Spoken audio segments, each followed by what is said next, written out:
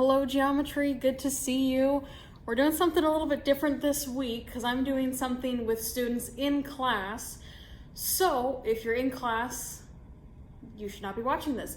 If you are at home or if you are staying completely remote, we are going to be talking about our next section. All right, again, I'm doing something different with people in class. So while you're home, you're gonna be doing the lesson asynchronously. So take a second, get your notebook, go ahead and give yourself a title. This is section 8.3. We're talking about our next triangle congruence, which is side, side, side. You got a learning target there. Again, just using side, side, side. We're gonna abbreviate it as SSS, congruence criteria to prove that two triangles are congruent. It's pretty self-explanatory. Pause if you need to. All right, here is a formal definition. Side, side, side, SSS. If three sides of a triangle are congruent to three sides of another triangle, then the triangles are congruent themselves. So notice in this picture here, again, you may want to get a little sketch of this down. We got triangle ABC, we have triangle DEF. All three pairs of those sides are congruent. We don't know anything about the angles. That's fine, as long as you have those three pairs of sides. This is a good enough shortcut to say that our triangles are congruent. Pause if you need to, get a little sketch. Let's move on to a couple examples. All right, so if we're looking at this here, are the triangles going to be congruent? Specifically using SSS, we could think about some vertical angles here. Remember, those are angles formed by the intersection of two lines. But again, specifically, let's focus on side, side, side. So showing that all three of our sides are congruent in both the triangles. Notice how this is a right triangle as well. Special things happen when we have right triangles. We could use the Pythagorean theorem. If you don't remember what that is, you may want to make a note of this real quick. Pythagorean theorem says that in a right triangle, if these are your two legs, A and B, your hypotenuse is C. Pythagorean theorem just says that A squared plus B squared, those lengths of the legs squared, if you add them together, you'll get the length of the hypotenuse squared, all right? A squared plus B squared equals C squared. If you don't remember that, or you don't have that in your notes, go ahead and make yourself a little note of the Pythagorean theorem, because we're gonna need to use that to find some missing side lengths in our triangle. All right, so let's look here. We've got side length of 5, that's good, check mark, right? In this triangle, we have a hypotenuse of 13. We don't know the hypotenuse in this triangle. So let's just solve for that hypotenuse real quick. I'm gonna call this C, unknown, right? If we focus on just this triangle, triangle PDC, well, we could say that 12 squared, because 12 is a leg of the triangle, plus 5 squared, it's the other leg of the triangle, has to be equal to C squared. We're gonna do some math here, all right? So let's just start to solve for C. 12 squared is 144, 5 squared is 25, equals C squared. Add those together, 169 equals C squared. Now I just need C by itself. So to get it by itself, we're gonna have to take square root. So I'm gonna square root both sides here. That square root and the square on the right-hand side are gonna cancel each other out. You're just left with C equals square root of 169. You can use a calculator if you don't have that memorized. Square root of 169 is just 13. So that missing side length over here is 13, right? And that kind of checks out here with our hypotenuses. Hypotenuse, I don't know the plural of that. They're both 13, right? So we're getting closer to use side, side, side. Over in this triangle, Again, we have that leg of 5 units. We have our hypotenuse of 13 units, but we're missing this other leg. Maybe I'll call it A. We kind of know that it's gonna be 12, right? But we're gonna have to use the Pythagorean theorem to confirm that. So let's set up another Pythagorean theorem equation for this triangle to solve for the missing length of that leg A. So we could say 5 squared, that's one leg, plus A squared, another leg here, that's the one we're going to solve for, equals the length of my hypotenuse, 13 squared. Now it's just solve for A. So 5 squared is 25, plus A squared equals, 13 squared we just saw was 169. Again, I want A squared by itself so that I can square root, so I'm going to subtract 25 from both sides. And you get A squared equals, brain fart, there we go, 144. Then we can finally square root, so we can cancel that square there. So square root both sides, boom, boom, and indeed A equals 12. So the missing side length in this triangle is just 12, all right? So yes, we could look at, hey, they look like the same shape, looks like possibly a rotation of 180 degrees. Confirm it so that you can use side, side, side. You may have to do a little more explaining than just, it's the same shape, all right? So that was an application of the Pythagorean theorem, all right? If you have questions about that, please let me know. Let's move on to another example, or maybe a proof. We got a good proof. All right, proof a day keeps the math teacher away. Laugh. Okay, give yourself a little sketch. We've got triangles ADC. We have triangles ABC.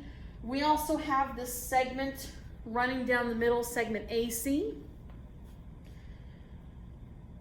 Give yourself 2-column proof, statements and reasoning.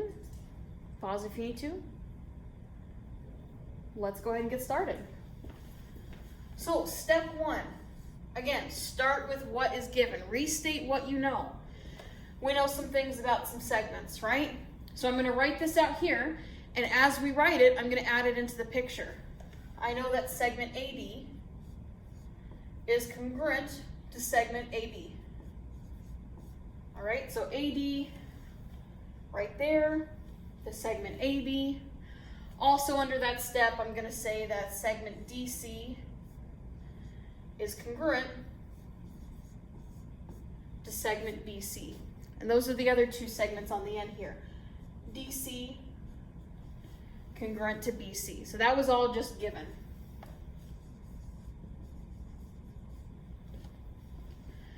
All right. Step 2. Now we're trying to use side, side, side. We've already got 2 pairs of sides that are congruent. We just have to talk about the 3rd pair. Again, we've kind of seen this before in some of our proofs from last week. The last side between these 2 triangles is segment AC, and it's shared by both of the triangles, right? They both have segment AC in them. If it's shared, it's obviously going to be congruent. So let's just now state that segment AC is congruent to segment AC. It's congruent to itself. That was just the reflexive property, right? Reflexive prop. Okay, now that we've finally made those 3 pairs of segments congruent, step 3, just now say, restate what you wanted to prove. We wanted to prove that angle D is congruent to angle B. So we can now say that the triangles themselves are congruent. So triangle ADC is congruent to triangle ABC. Again, that was just done by side, side, side. Triangle congruence. Again, we want to prove that angle D is congruent to angle B. I'm going to go highlight that real quick. Angle D is right here. Angle B is right there. Obviously, they're going to be congruent because they're corresponding parts of those congruent figures, right? So we're going to have to use the CPCFC. Corresponding parts of congruent figures are congruent. Remember all that stuff from Mod 7 a couple of while ago? So since these are corresponding angles within my triangles, then they have to be congruent, all right? So now step 4, I can say that angle D is congruent to angle B. Sorry, I'm running out of room. And we can make that statement because they are corresponding parts of congruent figures, so they have to be congruent. CPCFC. All right. Pause if you need to. I'm going to add that little box to show that we are finished. Go ahead and color that in. All right, let's look at a couple more, maybe one more example.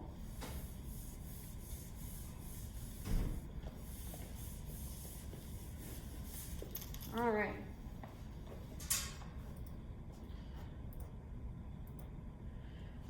Okay, so we saw a proof. Let's see if we can start setting up equations as well.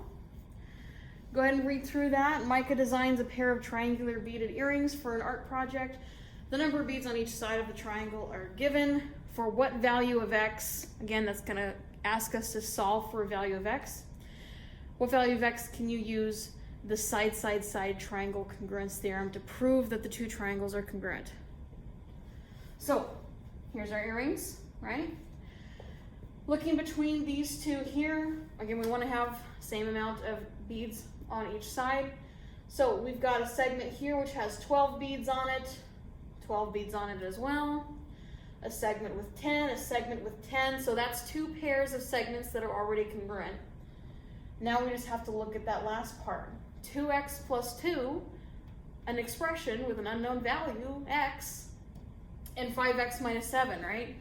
If we're going to use side to prove that these two triangles are congruent, these expressions have to be congruent themselves. So now we can just say, again, to solve for x, we need to make sure that 2x plus 2 is truly indeed equal to 5x minus 7.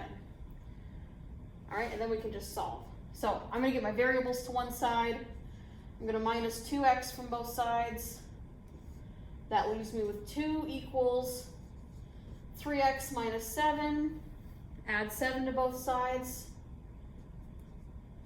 That gives me 9 equals 3x. Divide by 3 on both sides, and you get that x equals 3. All right? So if you were looking for the value of the variable so that you could use side, x has to be equal to 3. And you can test this out. If you plug x equals 3 back into those expressions, will you get the same number? Well, 3 times 2 is 6, plus 2 is 8, right? Over here, 5 times 3 is 15, minus 7, it's also 8 as well. So it has to be 8 beads on that last segment there, all right? Good example, pause if you need to. Okay, don't look at that. I will give you homework here in just a second. Again, I'm working with students in class on something specific, which we'll get to later when you're in class, or I'll talk to you about it later. Anyway, so homework is coming up here in just a second. Find a way to show me your notes. Maybe you can come to me at the very end of class, or on office hours on Wednesday, or take a picture of it, send it to me. Take a picture of it with your Chromebook, all right? So find a way to share your notes with me. And here is the homework. Wow, so cool. Look at that homework. Get that down. Get the homework down, okay. Bye.